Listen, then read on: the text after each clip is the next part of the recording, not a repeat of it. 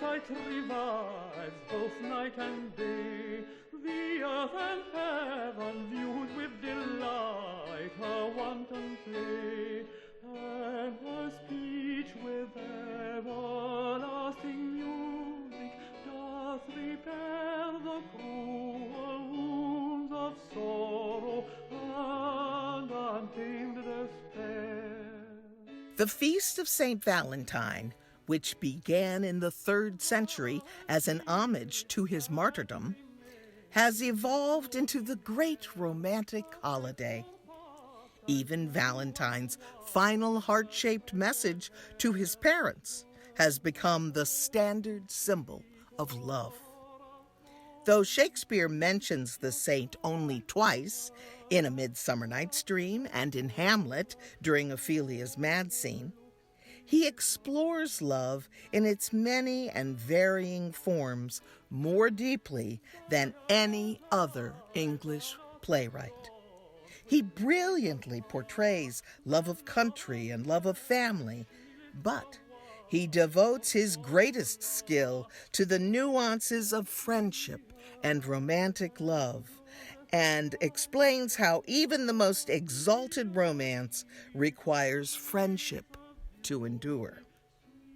Join our actors in exploring the bard's views on love in this Valentine webisode of Where There's a Will, There's a Way, Shakespeare Online.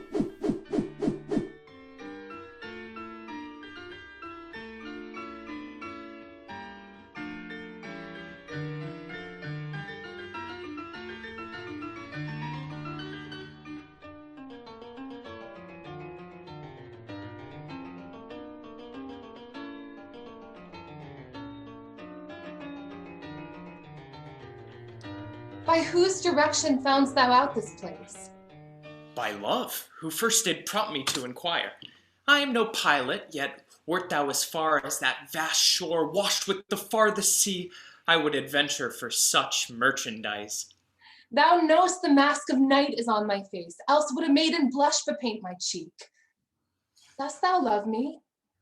I know thou wilt say aye, and I will take thy word. Oh, gentle love, if thou dost love, pronounce it faithfully. Or if thou thinkst I am too quickly won, I'll frown and be perverse and say thee nay, so thou wilt woo. But trust me, gentlemen, I'll prove more true than those that have in truth the cunning to be strange. Lady, by yonder blessed moon I swear, that tips with silver all these fruit tree tops. Oh, swear not by the moon, then constant moon that monthly changes in her circled orb, lest that thy love prove likewise variable. What shall I swear by? Do not swear at all. Or, if thou wilt, swear by thy gracious self, which is the god of my idolatry, and I'll believe thee. If my heart's dear love. Well, do not swear. Although I joy in thee, I have no joy of this contract tonight. It is too rash, too sudden. Sweet good night. This bud of love by summer's ripening breath may prove a beauteous flower when next we meet. Good night, good night. And sweet repose and rest come to thy heart as that within my breast. Oh, wilt thou leave me so unsatisfied? What satisfaction canst thou have tonight? The exchange of thy love's faithful vow for mine. I gave thee mine before thou didst request it, and yet I would it were to give again. Wouldst thou withdraw it? For what purpose, love? But to be frank and give it thee again. And yet I wish but for the thing I have. My bounty is as boundless as the sea, my love is deep. The more I give to thee, the more I have, for both are infinite. Good night, good night. Parting is such sweet sorrow that I should say good night till it be morrow. Sleep dwell upon thine eyes, peace in thy breast. Would I were sleep and peace, so sweet to rest.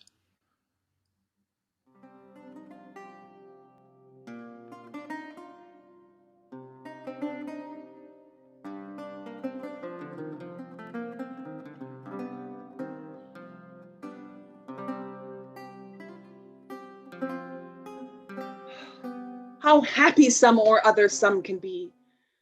Through Athens I am thought as fair as she. But what of that? Demetrius thinks not so. He will not know what all but he do know.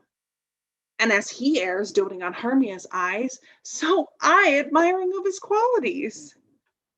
Things base and vile holding no quantity, love can transpose to form and dignity. Love looks not with the eyes, but with the mind, and therefore is winged Cupid painted blind. Nor hath love's mind of any judgment taste, wings and no eyes figure unheedy haste.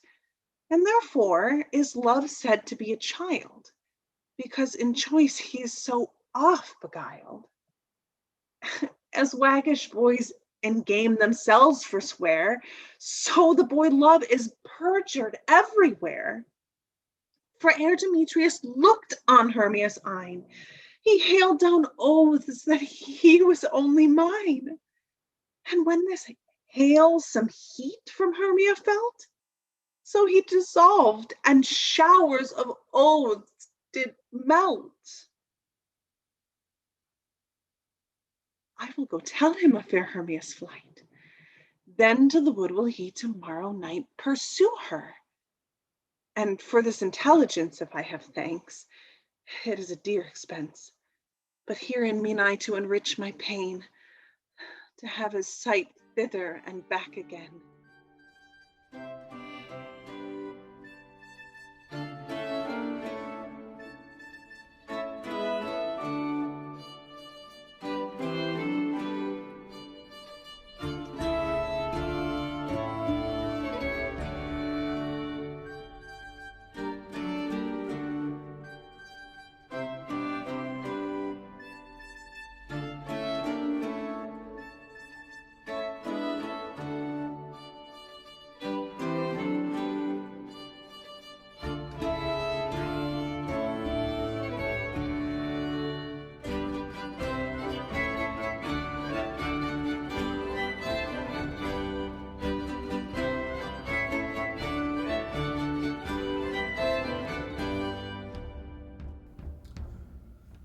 And I, forsooth,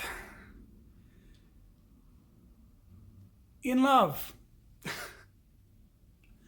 I that have been love's whip, a very beadle to a humorous sigh, a critic, nay, a night-watch constable, a domineering pedant o'er the boy, than whom no mortal is so magnificent. This wimpled, whining, poor blind, wayward boy, this senior junior giant dwarf, Dan Cupid, regent of love rhymes, lord of folded arms, the anointed sovereign of sighs and groans, liege of all loiterers and malcontents, dread prince of plackets, king of card pieces, sole imperator and great general of trotting peritors. Oh, my little heart, and I to be a corporal of his field, and wear his colors like a tumbler's hoop. What? I love, I sue, I seek a wife. A woman that is like a German clock, still a-repairing, ever out of frame, and never going aright, being a watch, but being watched that it may still go right. Nay, to be perjured, which is worst of all. And among three to love, the worst of all, a whitely wanton with a velvet brow, with two pitchballs stuck in her face for eyes. Aye, and by heaven, one that will do the deed, though Argus were her eunuch and her guard. And I to sigh for her, to watch for her, to pray for her. Go to. It is a plague that Cupid will impose for my neglect of his almighty dreadful little might. Well, I will love, write, sigh, pray, sue, and groan. Some men must love my lady, and some Joan.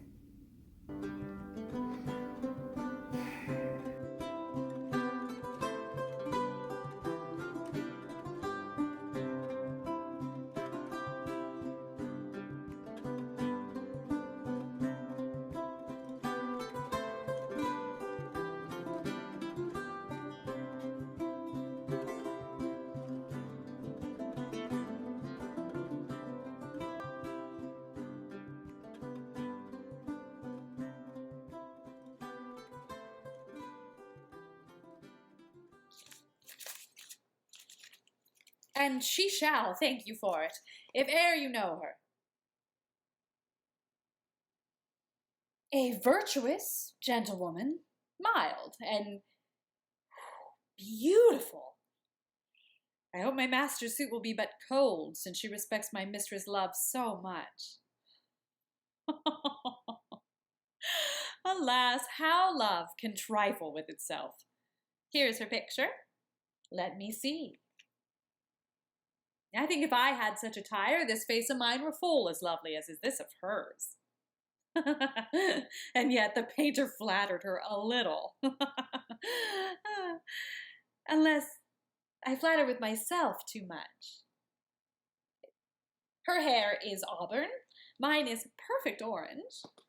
If that be all the difference in his love, I'll get me such a colored periwig. Her eyes are gray as glass, and so are mine. Aye, but her forehead's low, and mine's as high.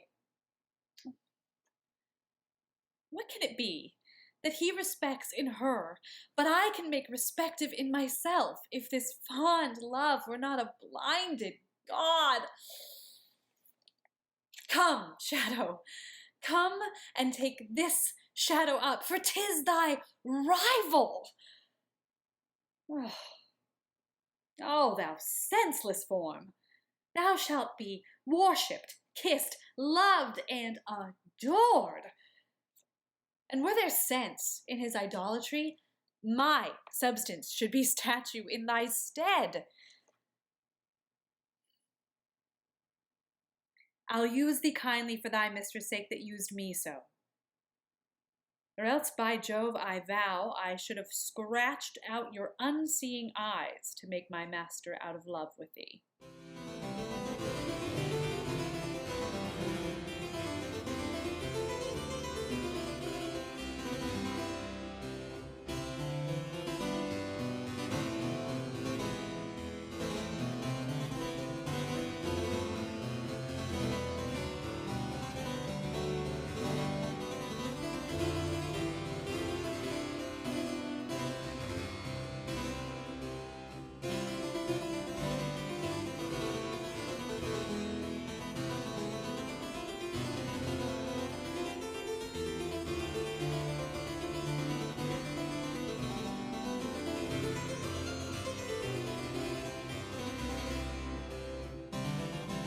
Sweet Beatrice, wouldst thou come when I called thee? Yea, signor, and depart when you bid me. Ah, stay but till then. Then is spoken. Fare you well now. Thou hast frighted the word out of his right sense, so forcible is thy wit. I pray thee now, tell me for which of my bad parts did thou first fall in love with me? For them all together, which maintain so politic a state of evil that they will not admit any good part to intermingle with them. But for which of my good parts did you first suffer love for me? Suffer love, a good epithet. I do suffer love indeed, for I love thee against my will. In spite of your heart, I think. Alas, poor heart. If you spite it for my sake, I will spite it for yours, for I will never love that which my friend hates. You and I are too wise to woo peaceably. But do not you love me? Why, no. No more than reason. Why, then your uncle and the prince and Claudio have been deceived. They swore you did. Do not you love me? Troth, no. No more than reason. Why, then my cousin Hero and her waiting ladies Margaret and Ursula are much deceived, for they did swear you did. They swore you were almost sick for me. They swore you were well nigh dead for me. 'Tis no such matter. Then you do not love me? No, truly, but in friendly recompense, for here's a paper written in your hand, a halting sonnet of your own pure brain, fashioned to Beatrice. And here's another written in your fair hand, containing your affection unto Benedict. A miracle. Here's our own hands against our hearts. Come, I will have thee, but By this light, I take thee for pity. I would not deny you, but by this good day I yield upon great persuasion, and partly to save your life, for I was told you were in a consumption. Peace, I will stop your mouth.